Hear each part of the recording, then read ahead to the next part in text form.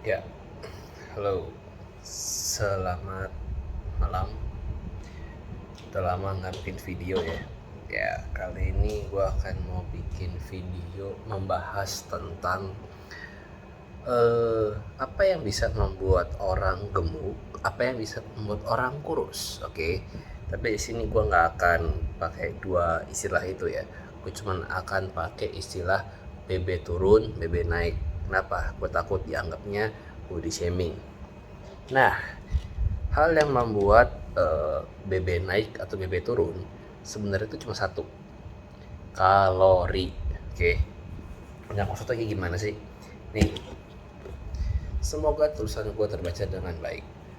Kalori, oke, kalori itu di badan kita nih ya, proses kehidupan kita maksudnya nih ya, itu ada kalori masuk dan kalori keluar. Oke, itu udah pasti. Nah, kalori masuk kalau misalnya lebih besar dari kalori keluar, tentu akan membuat BB kita naik. Oke, nah kalau kebalik, kalori keluar lebih kecil, sorry, kalori keluar lebih besar dari kalori masuk, otomatis apa? Kita defisit kalori kan. Nah, BB kita turun. Oke, nah sampai situ dulu nih. Sekali lagi ya, kalau yang masuk lebih besar daripada yang keluar, kita akan naik berat badan. Kalau yang keluar lebih besar daripada yang masuk, kita akan turun berat badan. Oke. Nah, permasalahannya sekarang, apa yang membuat kalori bisa masuk ke dalam tubuh? Ada dua, makanan dan minuman. Ya, semua makanan ya, nasi putih, ayam goreng, ayam panggang, roti, itu semua berkalori. Kalori masuk.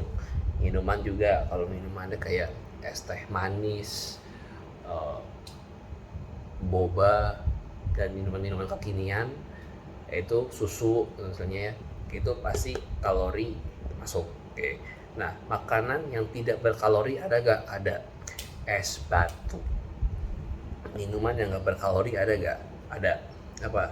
Air putih. Dah, tanpa tambahan apapun. Kalau tambah sirup ya berkalori tentu aja. Nah, sekarang kalau kita ngomong kalori keluar, apa aja tuh kalori keluar? Ada BMR. Oke, BMR. BMR itu adalah kebutuhan minimal dari tubuh kita, kebutuhan kalori minimal, sorry ya. Kebutuhan kalori minimal untuk tubuh kita bisa bertahan hidup. Oke. Jadi ini harus terpenuhi, kalau nggak apa, di long term atau jangka panjang gangguan kesehatan yang keluar ya. Nah, terus apa lagi yang kedua? Yang kedua adalah gerak badan. Tulisan gue jelek, maaf. Gerak badan. Oke. Nah, gerak badan ini ada dua. Satu yang olahraga dan satu yang non olahraga. Oke. Nah, yang olahraga itu bedanya apa dengan non olahraga? Biasanya kalau yang olahraga itu terukur. Oke. Jadi lari berapa lama, berapa kilometer, kalau angkat beban berapa bebannya, berapa repsnya, berapa setnya. Nah, kalau yang non olahraga apa maksudnya? Contoh kayak apa? Kita jalan dari pintu masuk mall ke parkiran mobil kita, itu gerak juga ya, tapi itu non olahraga karena nggak terukur. Oke. Dan rutinitasnya pun juga beda-beda. Kayak misalnya apa lagi, naik tangga di kantor misalnya, naik tangga, turun tangga di rumah, ngepel, nyapu. Nah, ini masuknya apa? Non olahraga. Tapi gimana? Bagus kah? Ya bagus, tetap aja karena mengeluarkan kalori, apalagi kalau mau turun berat badan. Nah, sekarang hubungannya kalori ini ya dengan angkat beban tuh apa? Nah, kalau kita rutin angkat beban, otomatis kita kan akan meningkatkan ini ya, otot kita ya, massa otot kita ya. Berarti kita sedang meningkatkan BMR kita. Oke. BMR naik plus olahraga pun naik. sorry ya. Nah, kalau misalnya kita nggak pakai angkat beban, kita BMR akan tetap segitu-segitu aja. Oke. Olahraga membakar kalori, ya. Non olahraga membakar kalori, ya. Tapi pertanyaannya adalah, kalau misalnya Anda olahraga, misal membakar 500 kalori, BMR Anda membakar 1000 kalori, 1500. Terus gerakan yang lain 100 kalori, 1600. Tapi Anda makan dan minum 2000 kalori. Lebih kan? Surplus kan? Ya, berarti tetap nambah. Tapi kalau BMR tadi, ya, ini kita ngomong dengan angkat beban ya. BMR ini kita tingkatin, kita naikin. Otomatis apa? Penggunaan minimal kalori kita meningkat juga. Plus olahraga pun meningkatkan pembakaran kalori juga. Oke. Nah, disinilah keuntungan kalau mau turun berat badan menggunakan angkat beban. Jadi kita bukan hanya work hard tapi work smart. Oke, kita membakar kalori di saat olahraga, tapi sekaligus kita juga meningkatkan kebutuhan minimal kalori kita. Bagus dong.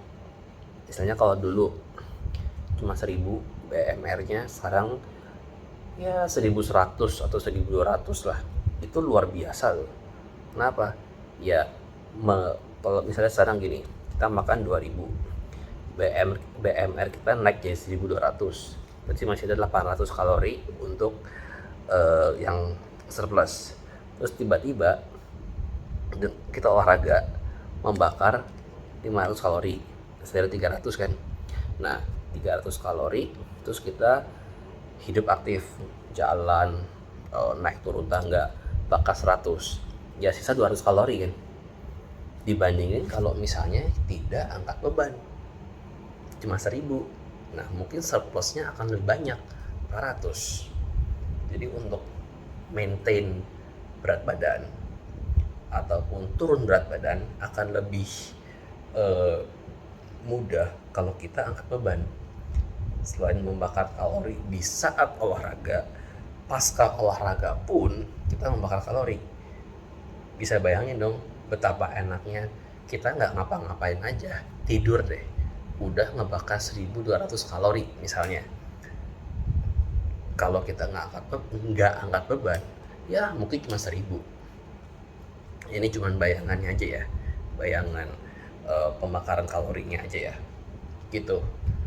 Jadinya gue sangat sarankan kalau memang kita mau turun berat badan atau bahkan mempertahankan berat badan, ya angkat beban lah, itu yang paling gampang. Sekaligus juga kelebihan kalori bisa digunakan untuk apa? Recovery dari otot yang kita latih. Berarti apa? Penggunaan kalori makin banyak kan. Itu keuntungan angkat beban di dalam maintain atau weight management, memanage, mengatur berat badan kita. Oke. Kalau mau naik berat badan gimana? Ya tinggal dibalik, tetap angkat beban, tapi kalori masuknya lebih banyak daripada kalori keluarnya. Oke. Terima kasih, semoga menolong.